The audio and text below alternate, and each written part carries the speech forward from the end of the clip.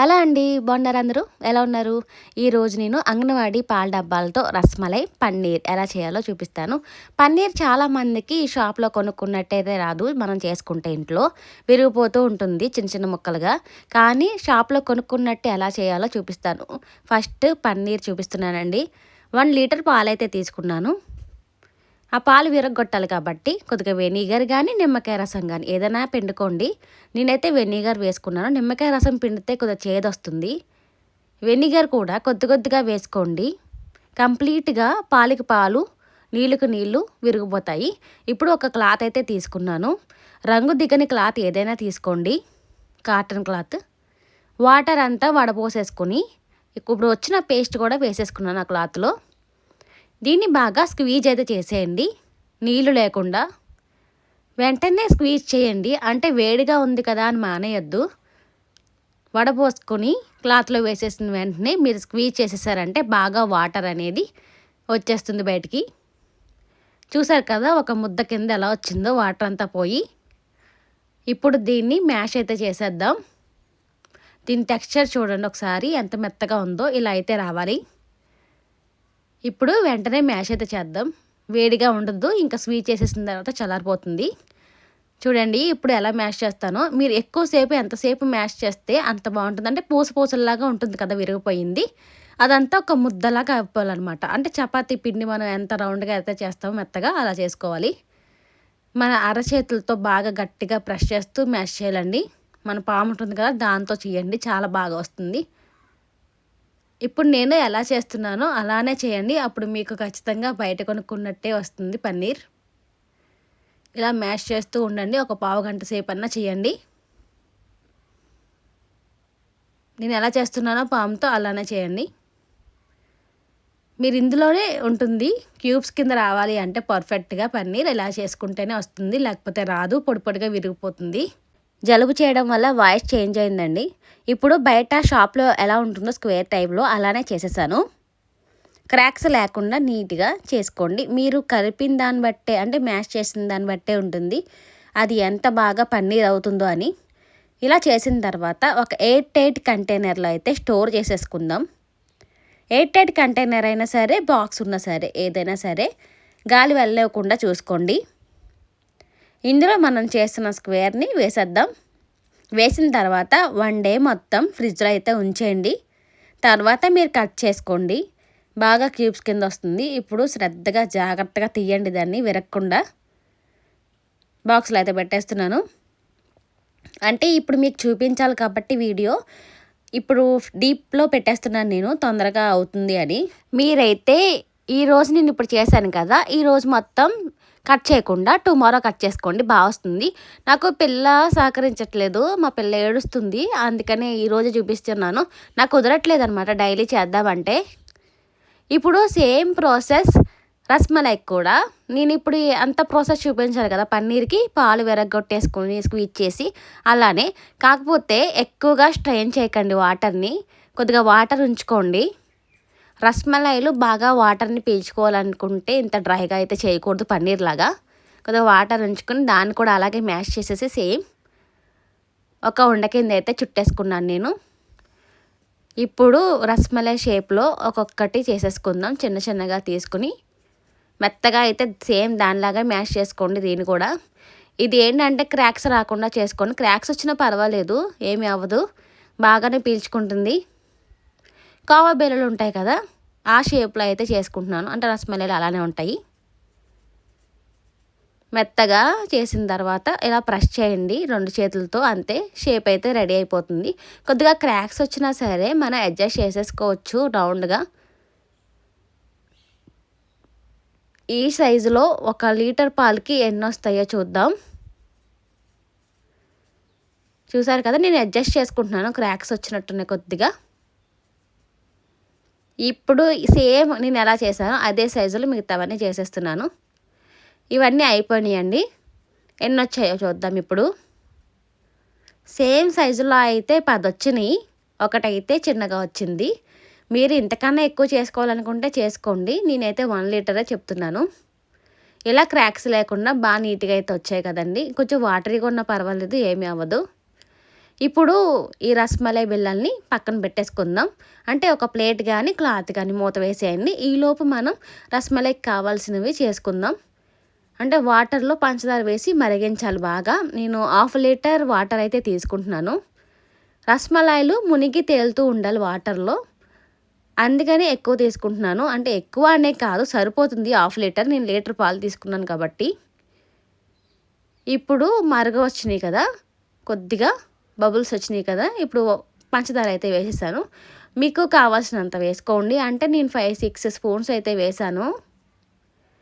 బాగా మరగాలండి వాటర్. ఎలా మరగాలంటే మనం ఎసట్లో బియ్యం వేస్తున్నప్పుడు ఎలా మరుగుతాయో అలా మూత అయితే పెట్టేయండి కంపల్సరీ. బాగా మరుగుతున్నప్పుడు మాత్రమే మనం రస్మలైలు అందులో ట్రాన్స్ఫర్ చేయాలి. చూస్తున్నారు కదా, ఇలా మరుగుతున్నప్పుడు ఒక్కొక్కటిగా రస్మలైలు అయితే వేసేయండి. అన్నీ ఒక్కసారి అయితే వేసేకండి, విరిగిపోతాయి. మీరు అన్నీ వేసిన తర్వాత టర్న్ చేస్తూ ఉండండి, అటు ఇటు ఉబ్బుతాయండి అవి బాగా. ఎంత ఉబ్బుతాయో అంత వాటర్ పీల్చుకుంటాయి. మరుగుతున్నంతసేపు హై ఫ్లేమ్లో మాత్రమే ఉంచండి, లో ఫ్లేమ్లో పెట్టకూడదు. 20 to 25 మినిట్స్ అయితే బాగా మరిగించండి. టర్న్ చేసుకుంటూ ఉండండి మరుగుతున్నప్పుడు. ఈలోపు మనం ఇలాచీ పౌడర్ అయితే చేసుకుందాం. ఇది డీమార్ట్లో తీసుకున్నాను నేను. అసలు ఓపెన్ చేస్తున్నాను ఇప్పుడే. ఆలోచించాను నేను తీసుకోవడానికి, ఎందుకంటే ఎప్పుడు ఇలాంటివి తీసుకోలేదు, అసలు యూజ్ అవుతుందా లేదా అని. మనం ఏదైనా యూజ్ అయితేనే కదా సాటిస్ఫై అవుతాం కొన్నామంటే. చూద్దాం అసలు ఎలా మ్యాష్ అవుతుందో. ఇందులో సౌండ్ మాత్రం బాగానే వస్తుంది, గట్టిగానే ఉంది, స్ట్రాంగ్గా ఉంది. ఇలాచీ, షుగర్ యాడ్ చేశాను. ఇప్పుడైతే మ్యాష్ చేద్దాం. ఇవి బాగా మరుగుతున్నాయని టర్న్ చేసుకుంటూ ఉంటున్నాను. ఈలోపు పిస్తా, బాదం కూడా నేను కట్ చేసి పెట్టుకున్నాను. ఇవి ఇంకా ఇలాచీ పౌడర్ అయితే మ్యాష్ చేసుకుంటున్నాను. చూడండి, మీకు చూపిస్తున్నాను. బాగుంది, చాలా బాగా మ్యాష్ అవుతాయని. నాకు 350 ఎంతో పడిందండి. నేను ఇంకా రబ్డీ అయితే ప్రిపేర్ చేస్తున్నాను. ఇప్పుడు 1/2 లీటర్ పాలైతే తీసుకుంటున్నాను, చాలు, సరిపోతాయి. నేను ఇందాక పాలు కాచి విరగొట్టాను కదా, అదే గిన్నెలో అయితే పోస్తున్నాను. మీరు విరిగిపోతాయి కదా అనుకోవచ్చు, కానీ విరగమండి, నేను చూపిస్తాను కదా చూడండి. ఈ పాలు పొంగు రాకుండా మనం కట్ చేసి పెట్టుకున్న బాదం, పిస్తా అయితే వేసేసాను. ఇంకా ఇలాచీ పౌడర్ కూడా వేసేయండి. మీ దగ్గర కుంకుమ పువ్వు ఉంటే కుంకుమ పువ్వు వేసుకోండి, కలర్ వస్తుంది బాగా. ఇప్పుడు నేను షుగర్ యాడ్ చేస్తున్నాను. అంటే 4-5 స్పూన్స్ అయితే యాడ్ చేస్తున్నాను. ఆల్రెడీ షుగర్ పీల్చుకున్నాయి కదా, ఇప్పుడు మనం పక్కన పెట్టేసుకోవాలి. అది అయిపోయిన తర్వాత బాగా ఉబ్బుతాయండి, బాగా పీల్చుకుంటాయి షుగర్ పాకాన్ని కూడా. తర్వాత ఇప్పుడు రబ్డీ ప్రిపేర్ చేస్తున్నాను కదా, కుంకుమ పువ్వు లేదు కాబట్టి నేను కస్టర్డ్ పౌడర్ ఉంటుంది కదా, అది 1 స్పూన్ కూడా కాదు, హాఫ్లో హాఫ్ అయితే తీసుకున్నాను. ఎక్కువ తీసుకున్నా చిక్కగా అయిపోతుంది కన్సిస్టెన్సీ, అందుకనే తక్కువగానే తీసుకోండి. మీ దగ్గర ఫుడ్ కలర్ ఉంటే అది కూడా వేసుకోండి, బాగుంటుంది, ఎల్లో కలర్ ఫుడ్ కలర్. ఇది కలర్ కోసం మాత్రమే వేస్తున్నాను, ఇదైతే అసలు వేయద్దు. కలర్ ఉంటేనే బాగుంటుందండి రస్మలైకి. ఇవి కాసేపు నేను చూపిస్తున్న కన్సిస్టెన్సీ వచ్చే వరకు మాత్రమే ఉంచండి. చూసారు కదా, ఈ కన్సిస్టెన్సీ. ఇంకొంచెం పలచకున్నా పర్వాలేదు, బాగా పీల్చుకోవాలి కాబట్టి రస్మలైలు. రబ్డీ అయితే ప్రిపేర్ అయిపోయింది మనకి. ఇప్పుడు రస్మలైల దగ్గరకు వద్దాం. ఈ రస్మలైల్ని ఒక్కొక్కటి స్క్వీజ్ చేయండి. అంటే మనం మరిగించిన తర్వాత చాలామంది ఐస్ వాటర్ అయితే వేసేస్తారు. నేనైతే అది వేయలేదు, వేయకపోయినా ఏమీ అవ్వదు. స్క్వీజ్ చేస్తున్న తర్వాత కొద్దిగా క్రాక్స్ కింద వచ్చినాయి చూసారా, అలా వస్తేనే బాగా ఉడికినట్టు, మెత్తగా స్పాంజ్ టైప్ అయితే ఉంటుంది. అలా ఒక్కొక్కటిగా మనం రబ్డీలో అయితే వేసేసుకుందాం. రబ్డీ కూడా బాగా చల్లారనివ్వకండి. ఆఫ్ చేసేసిన వెంటనే స్టవ్ ఒక్కొక్క రస్మలైని రబ్డీలో అయితే వేసేయండి. ఇంకా అంతే, మీరు 3-4 అవర్స్ అలా బయటే పెట్టేయండి మూత వేసేసి. అప్పుడు బాగా ఊరుతాయి అన్నమాట రస్మలైలు.